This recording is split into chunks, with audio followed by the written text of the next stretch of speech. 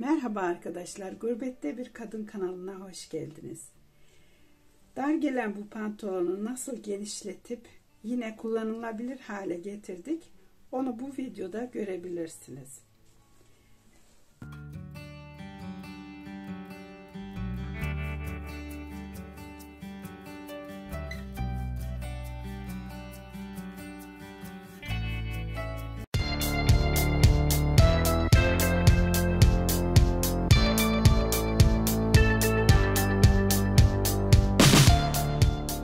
Pantolonun arka kısmından bu payını açarak genişleteceğiz.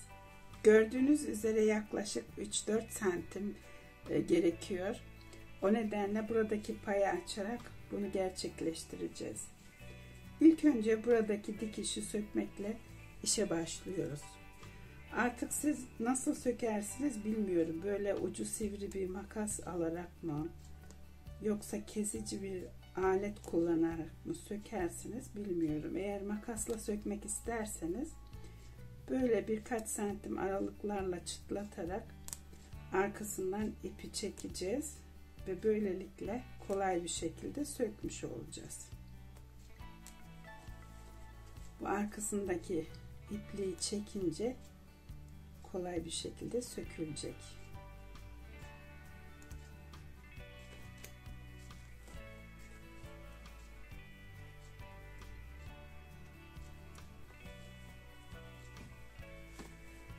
Burada bizim ihtiyacımız olan 4 santim pay var. Bunu kullanarak pantolonu genişletmiş olacağız. Şöyle yaklaşık ölçersek, çok uçlarından dikersek 3,5 santim en azından kazanmış olacağız. Tabii bunu kullanabilmek için buralarda kesinti olmaması gerekiyor. Şu uçlarını da arkaya doğru yatırmışlar. Bunu da açmamız gerekiyor.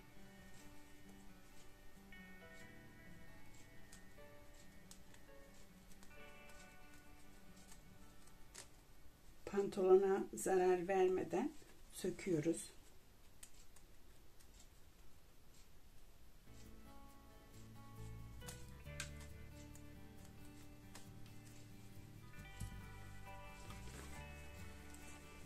Şimdi burada bizim yapacağımız işlem, şurada bulunan dikişi kenara alacağız. O nedenle de eğer düzgün bir dikiş elde etmek istiyorsanız ilk önce burasını ütüleyip çizdikten sonra dikiş atabilirsiniz.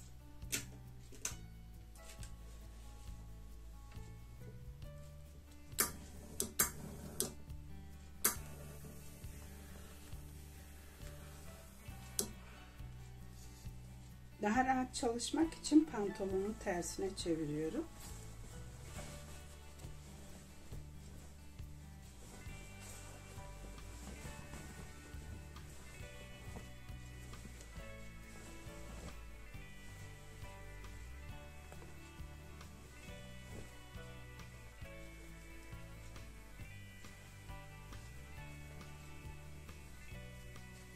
Burasını ütülüyorum.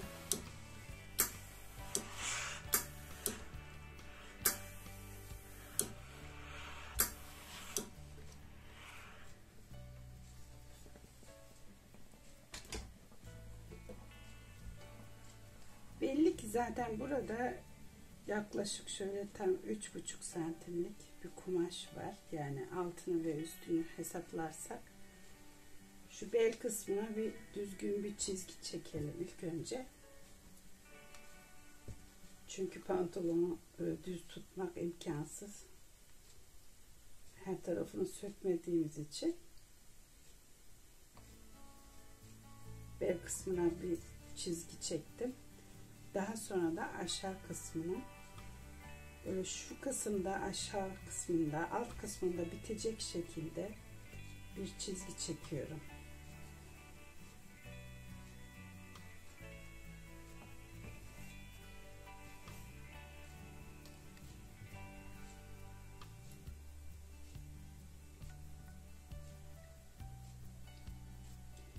Burada önemli olan, dikkat etmemiz gereken şeylerden birisi de şu iki çizginin birbirine denk gelmesi. Yani kaymaması. Eğer kayarsa düzgün, güzel, hoş bir dikiş olmaz. O nedenle buraya iğne takıyorum.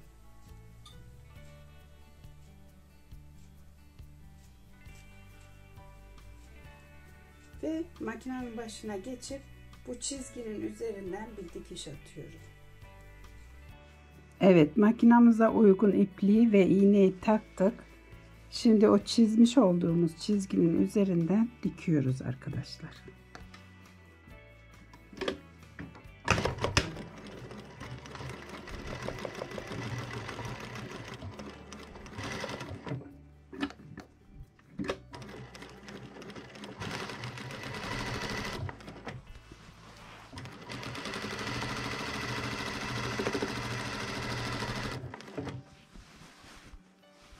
Ve aşağı kısmında diğer dikişle birlikte birleştiriyoruz. Aynı dikişin üzerinden bir kez daha dikiyoruz sağlam olması için.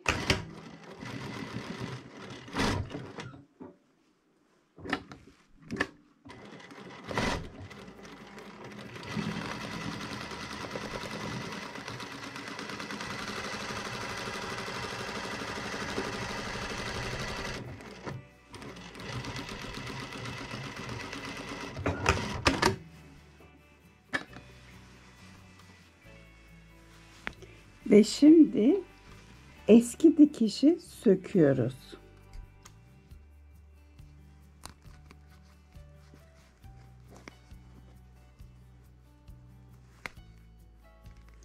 Bu zincirli dikiş olduğu için kolaylıkla sökülüyor gördüğünüz gibi.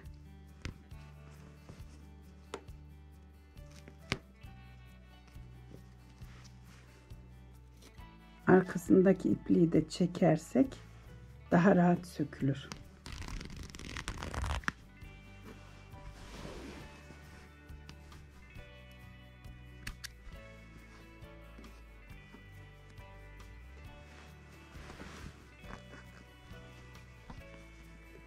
Eski dikişi söktük.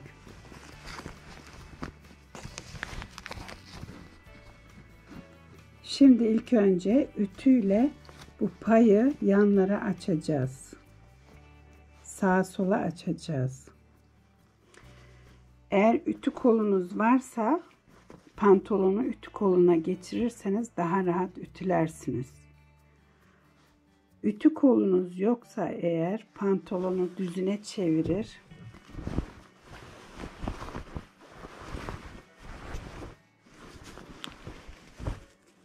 Yere yatırırsınız. Ve bu şekilde payları sağa sola yatırdıktan sonra ütüyle üzerinden geçersiniz.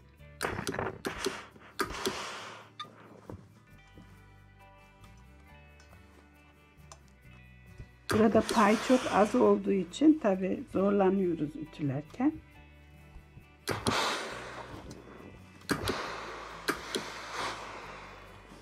Size göstermek amacıyla zor olanı seçtim. Oysa ütü kolu olursa eğer çok rahatlıkla ütüleyebilirsiniz.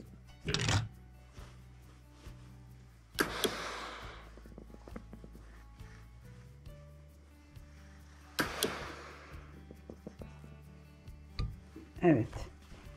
Şimdi çeviriyorum ve bir kez de böyle ütülüyorum. Tabi ütü kolunuz yoksa eğer bunu tekrardan tersini çevirmemiz gerekiyor. O zaman daha rahat ütülersiniz. Ama ben şu anda ütü kolunu takıyorum ve ütülüyorum. Ütü koluna taktığınız zaman onu da göstereyim arkadaşlar. Nasıl yapacağınızı. Taktıktan sonra böyle ütüyü yürütüyorsunuz.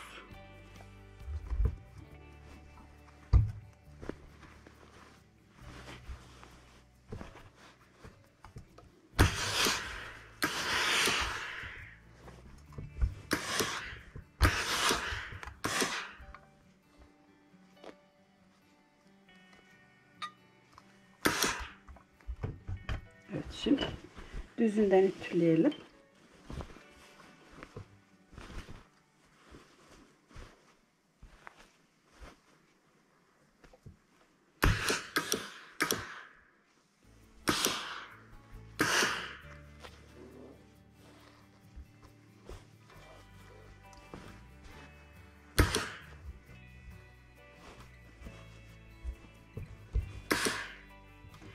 Şimdi yapmamız gereken işlem ise daha önceden sökmüş olduğumuz buradaki dikişi yeniden tamamlamak. O nedenle hemen makinenin başına geçiyorum ve bu dikişi dikiyorum. Bunu dikerken tabii ki bu yüzünden dikeceğiz. Çünkü altı o kadar önemli değil, yüzü önemli. Bu kemerin tam dibinden dikmeye gayret göstereceğiz. Şimdi biraz önce bahsettiğim gibi bu kemerin yanından dikiş çekeceğiz. Daha öncesinde niye dikkat ediyoruz?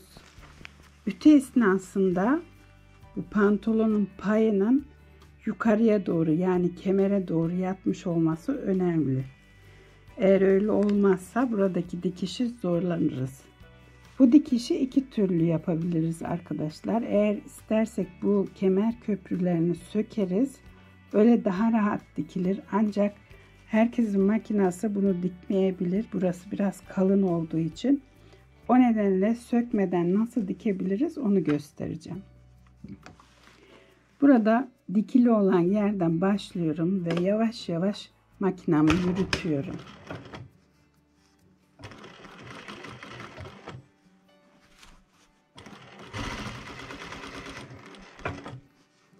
Köprünün altına geldiğim zaman bu git gel yapıyorum. Daha sonra köprüyü öbür tarafa yatırarak tekrardan ortasından başlayıp tekrar dikmeye devam ediyorum.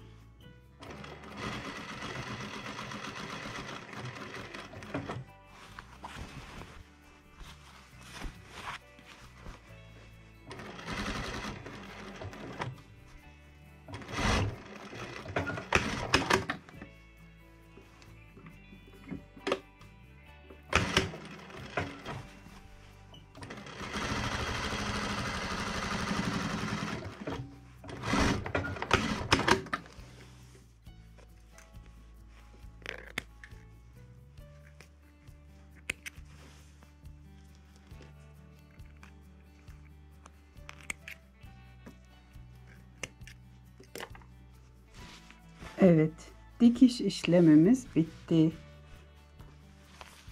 Arkasından da böyle gözüküyor.